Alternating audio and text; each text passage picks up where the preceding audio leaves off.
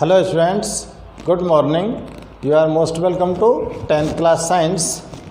Students, chapter 9 light चल रहा है और चैप्टर 9 जो है वो अपना फिनिश होने को है, क्योंकि यहाँ पर हम लेंस वाला पोर्शन लास्ट में लेके चल रहे हैं और इस चैप्टर में से जो इसके बाद जो टॉपिक आता है वो आता है ह्यूमन आई का, और ह्यूमन आई वाला टॉपिक आपके सिलेबस में से डिलीट कर दिया गया है, इसलिए ह्यूमन आई को हम यहाँ पर डिस्कस नहीं करेंगे।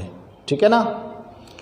तो स्टूडेंट्स, हम यहाँ पर डिस्कस करते हैं कि हमने प्रीवियस वीडियो में देखे थे लेंस फार्मूला और मैग्नीफिकेशन और लेंस फार्मूले से रिलेटेड कुछ न्यूमेरिकल्स को भी हमने सॉल्व किया था। तो देखो ऐसा ही एक न्यूमेरिकल और सॉल्व कर देता हूँ मैं आपको, फिर उसके बाद हम डिस्कस करेंगे पावर ऑफ लेंस के बारे में। ठीक है ना। तो चेक करते हैं, देखो क्वेश्चन चेक करता हूँ मैं। पहले क्वेश्चन है focal length of a concave lens is, focal length of a concave lens is 30 semi if object is placed at 15 semi, if object is placed at 15 सेमी, ऑब्जेक्ट कहाँ पर प्लेस्ड है 15 सेमी from lens, then from lens, then find the image distance, image position and magnification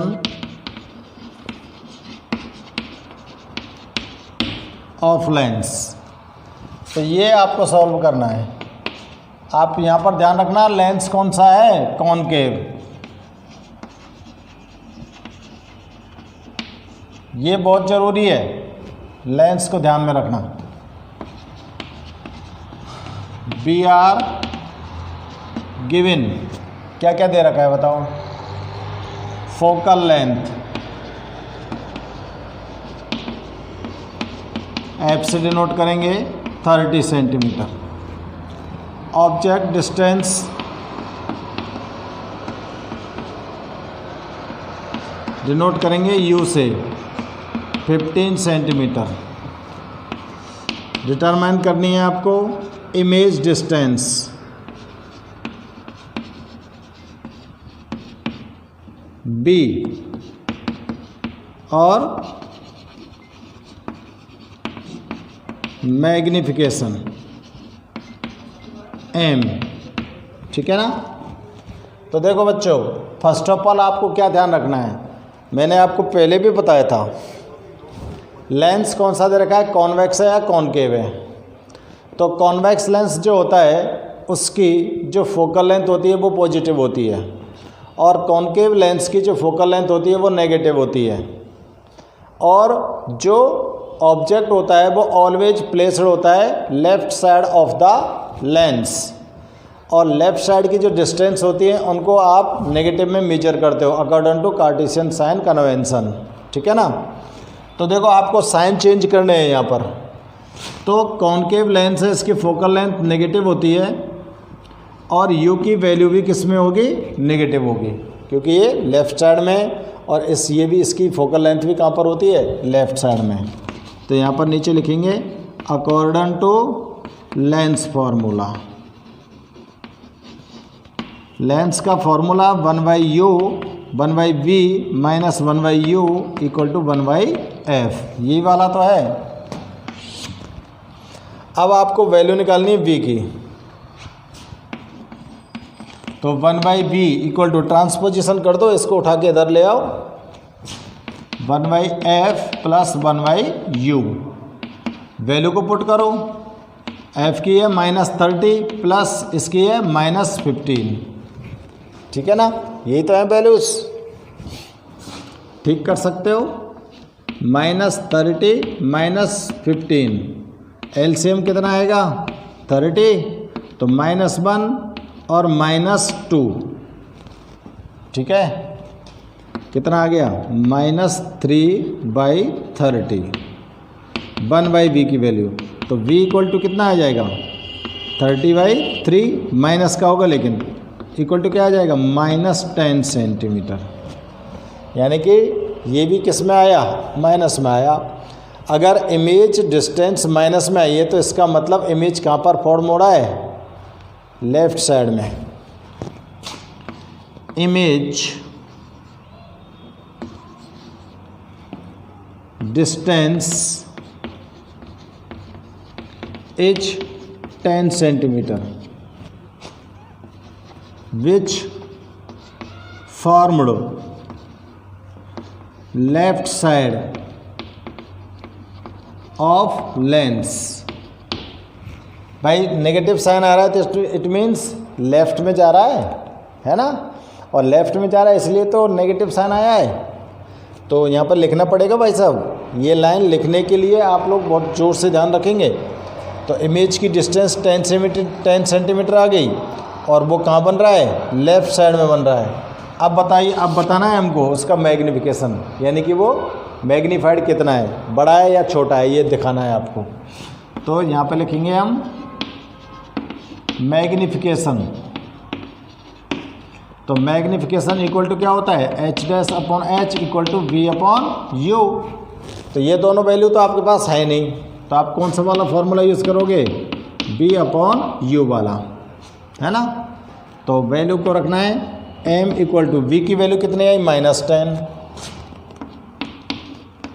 u की value कितनी आई, यहाँ पर देखो -15,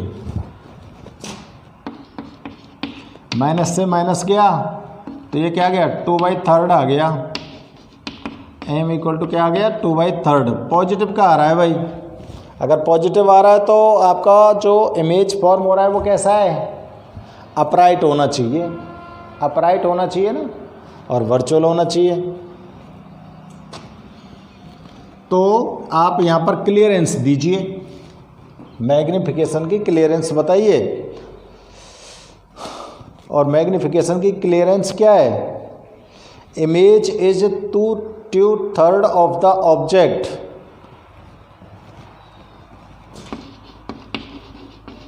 image is 2/3 of the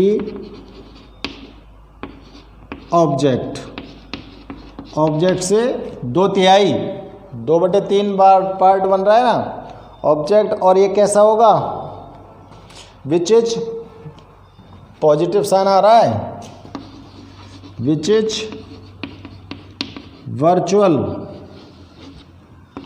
end upright, upright लिख दो चाहे इरेक्ट लिख दो, सीधा बनेगा। तो देखो इस तरह से क्वेश्चन सॉल्व करेंगे आप लोग, तो करिए इस क्वेश्चन को सॉल्व।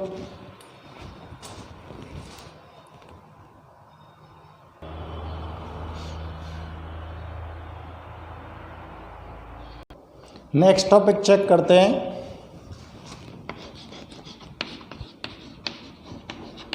Power of lens. तो देखिए पावर ऑफ लेंस क्या होती है, द कैपेसिटी टू डाइवर्ज और converge of light rays by a lens, a नहीं by the lens, is called power of lens. ठीक है ना, कोई भी लेंस जो होता है वो लाइट रेज को डाइवर्ज कर सकता है या कन्वर्ज कर सकता है। डाइवर्ज और कन्वर्ज करने की जो कैपेसिटी होती है लेंस की, वही उसकी पावर होती है। It is denoted by P।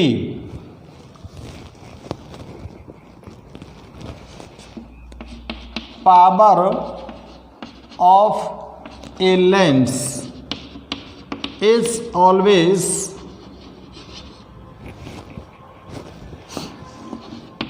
inversely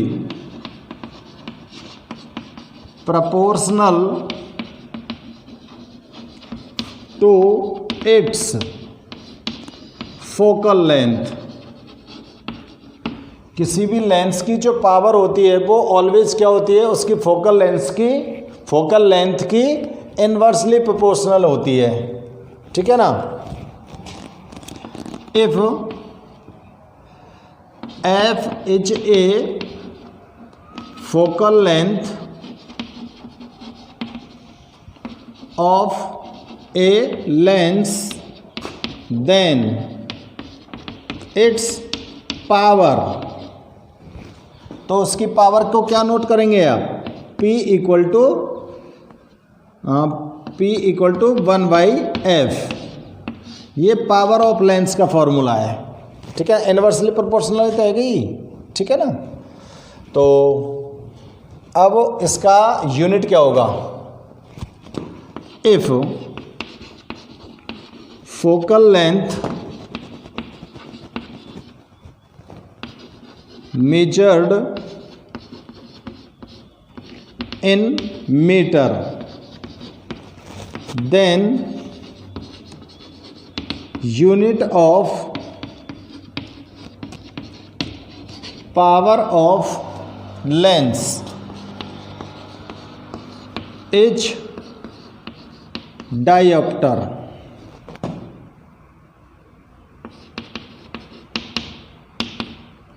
इसका जो यूनिट होता है वो क्या होता है, डायोप्टर। डी से डिनोट करते हैं।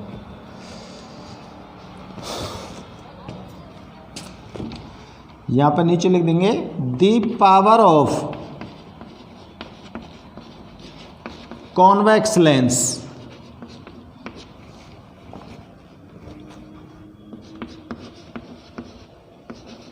Is positive while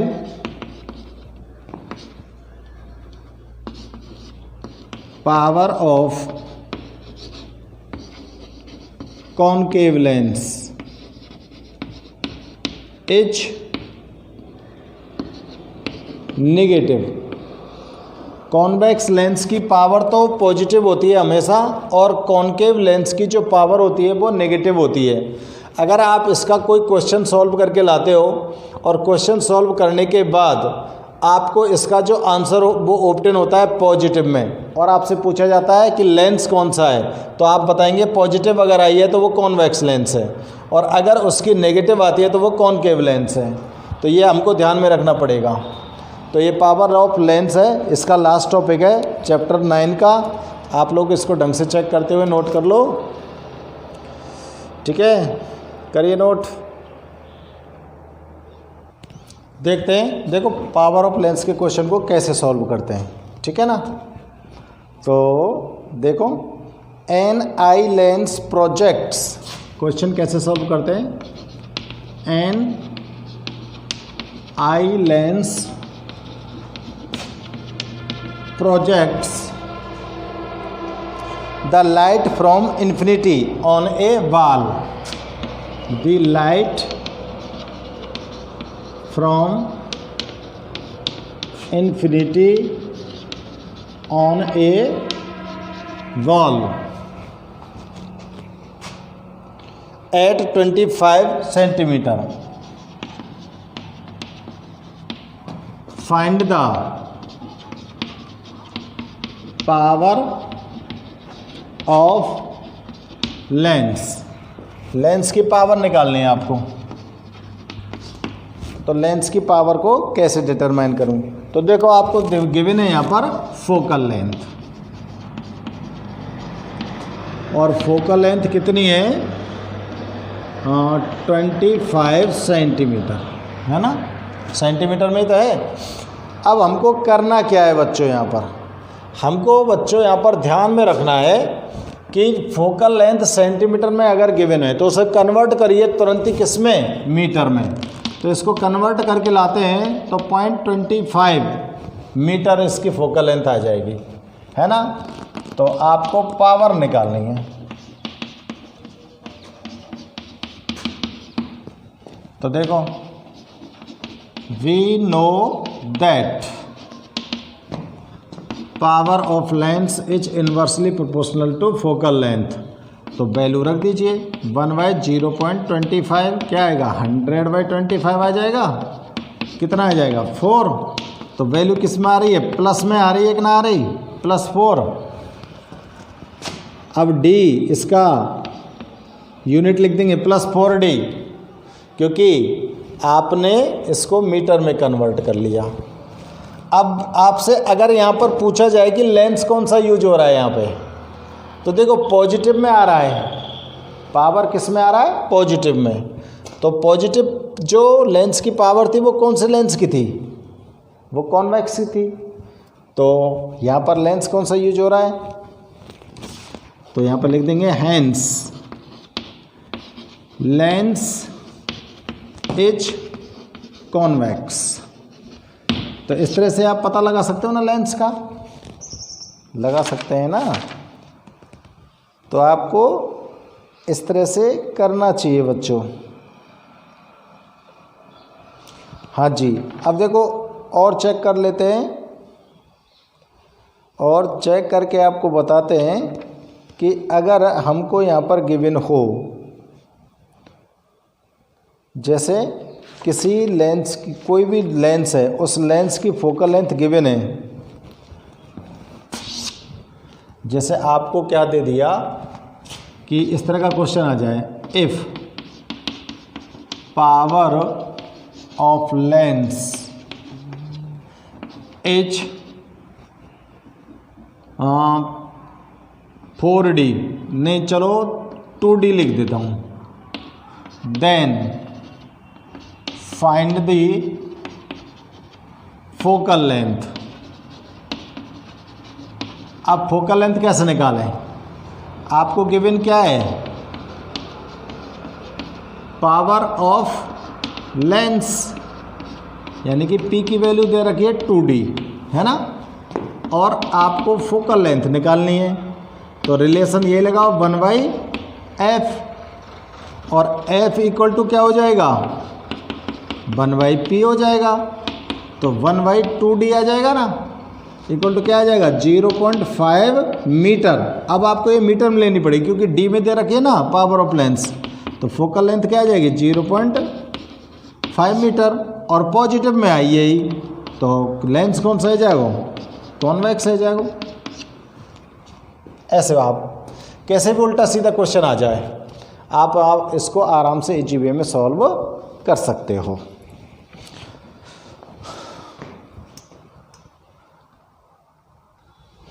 question check करते हैं। देखो चैप्टर तो आपको बिल्कुल समाप्त हो चुका है, चैप्टर तो फिनिश हो चुका है, और अब मैं आपके लिए एक्सरसाइज में से जो न्यूमेरिकल पोर्शन दे रखा है उस न्यूमेरिकल पोर्शन में से क्वेश्चन सॉल्व कर रहा हूँ, एक्सरसाइज वाले, ठीक है ना। वो करना बहुत ज़रूरी है। तो देखो एक क्वेश्चन चेक कर लेते हैं हम। Focal length of a concave mirror is 30 centimetre. Focal length of a concave mirror, mirror है भाई, एज 30 सेंटीमीटर। कॉनकेव मिरर की फोकल लेंथ दे रखी है 30 centimetre. If an object is placed as 40 centimetre. If an object placed at 40 centimetre from mirror, अगर mirror से कोई object रखा हुआ है 40 सेंटीमीटर दूर, है ना। Find the position of image, find the position of image and उसका मैग्निफिकेशन भी निकालना है, ठीक है ना। तो मिरर कौन सा है, कॉनकेव मिरर, ऊपर लिख लेंगे तो बढ़िया रहेंगे। और गिवन क्या है, फोकल लेंथ कितनी है 30 सेमी, और ऑब्जेक्ट डिस्टेंस यू की वैल्यू 40 सेमी, इमेज डिस्टेंस निकालनी है, वी की वैल्यू निकालनी है, और मैग्निफिकेशन निकालना है।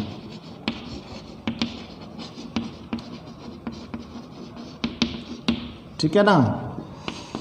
From mirror formula,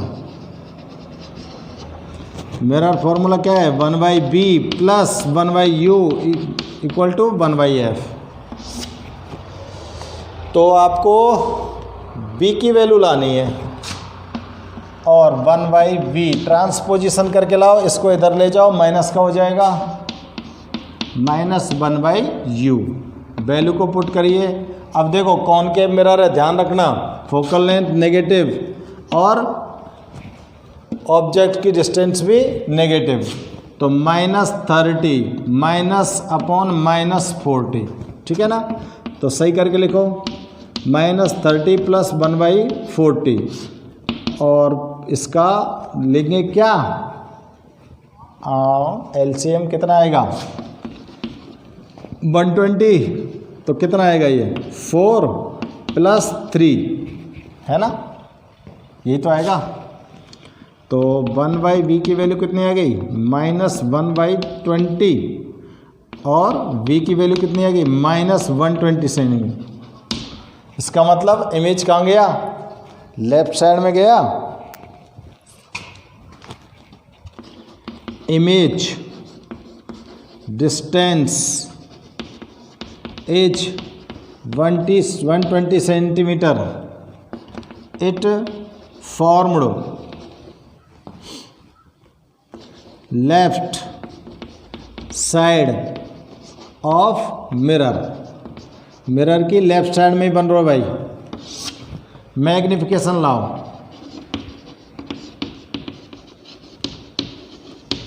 m equal to -v/u, h dash और h के वैल्यू तो है ही नहीं, और मिरर है इसलिए माइनस का साइन लगाना है आपको। तो देखो माइनस v की वैल्यू कितनी आई, -120, u की वैल्यू कितनी है, -30, चेक कर लो, नहीं -40 है, 40 है भाई, ठीक है ना। तो माइनस से माइनस कट जाएगा, फिर भी एक माइनस बचेगा, और इससे ये कितनी बार जाएगा, तो ये आएगा -3, m की वैल्यू कितनी आई, -3 तो आई, है ना। तो बताओ 3 टाइम्स इनलार्ज है, जो यहाँ पर इमेज फॉर्म हो रहा है वो 3 टाइम्स बन रहा है, 3 times enlarge. Image formed 3 times magnified,